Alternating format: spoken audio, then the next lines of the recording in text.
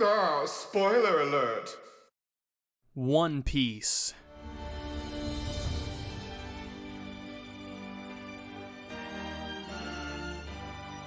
Is stupid.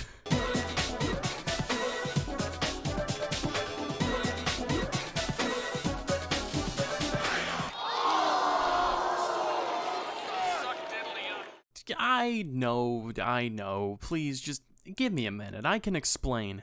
I don't mean that as an insult. I mean it as a description. One Piece is stylistically stupid. Over the course of the series, Oda has employed every half-baked, far-fetched, and awe-inspiringly idiotic cliché and trope he can get his hands on.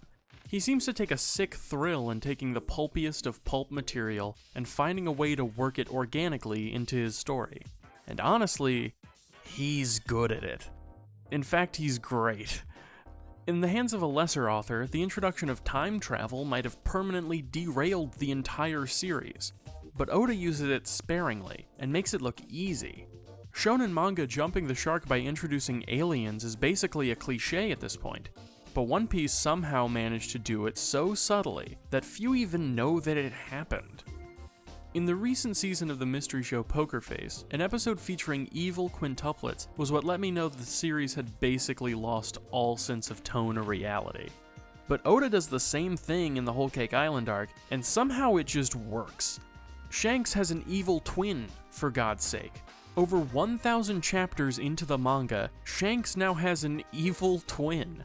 That is quite possibly the example of an overused and nonsensical cliché. There's even a pretty good They Might Be Giants song about it. You know, if that shit happened in Bleach, people would have never let the fans of that series live that down.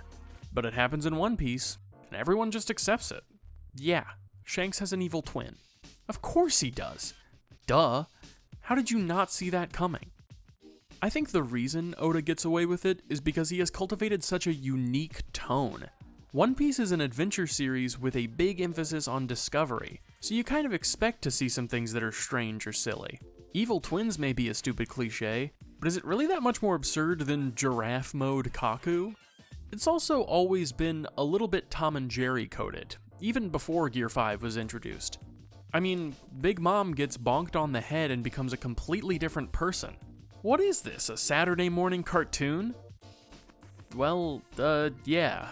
It is. It very much is a Saturday morning cartoon. That combination of a grand adventure epic with a Looney Tunes sense of humor has allowed Oda to use these old tropes without breaking the sense of immersion. It all fits together perfectly. The idea of an island of women was already an overused cliché in the 70s when Stan Lee and John Romita published The Fury of the Femizons for Savage Tales No. 1. Hell, it was a cliché over 2,000 years ago in ancient Greece when Homer wrote the Iliad. But Amazon Lily works. All Oda had to do was drop Luffy on that island, and suddenly it becomes an absolutely delightful arc. One of the best in the series, don't at me. It brings everything into line and smooths over any roughness one might expect when encountering such a played-out idea. Rather than this obvious cliché serving as a distraction, the series hums along like an ingeniously built engine, one that uses pulp material as fuel. These tricks don't always work for all readers, though. And that genuinely fascinates me. There are people who are totally on board for Shanks having an evil twin, but who also think the Big Mom amnesia stuff is offensively bad. As one example, the channel Ohara here on YouTube, not to be confused with the other guy also named Ohara, great work guys, no notes, has a video about plot holes in One Piece. And one of these supposed plot holes that they take issue with is Vivi's infiltration of Baroque works. The argument goes like this. What kind of secret organization can't tell that these two are the exact same person? Well, there's actually a very simple answer to that. She was in disguise. Oh, but her disguise was so minimal, no one would have believed that. Yeah? Well, Clark Kent just wears glasses. That's the trope. The Teenage Mutant Ninja Turtles throw on a trench coat and suddenly no one can tell that they are giant fucking turtles. Even in One Piece itself, all it takes is a mask and a cloak and no one can tell who Sniper King is, despite his long nose making it blatantly obvious that he's actually Kaku. No one can tell who Vivi is because she's in disguise. It's that simple. You either believe it or you don't.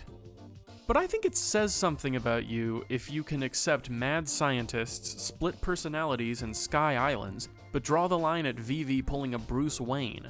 I'm not sure what it says about you, but it definitely says something. It's sort of like a Rorschach test or a BuzzFeed quiz. Tell us how many of the tropes used in One Piece piss you off, and we'll tell you how many sticks you have up your ass. I got 4. I will say, though, that I don't think Oda's batting 1,000 with these. There is one example I can think of where Oda used a cliche trope like this, and I genuinely hated it and didn't like what he was doing with the story. And that is when he explained away Sabo's absence throughout the story with amnesia. That did not land in the same way for me. It didn't feel natural at all. Rather than Oda using a cliche for fun, adventure, or humor, that particular example felt like it was trying to paper over a problem with the plot. Giving Big Mom some grandma got run over by a reindeer-style amnesia is an inspired choice.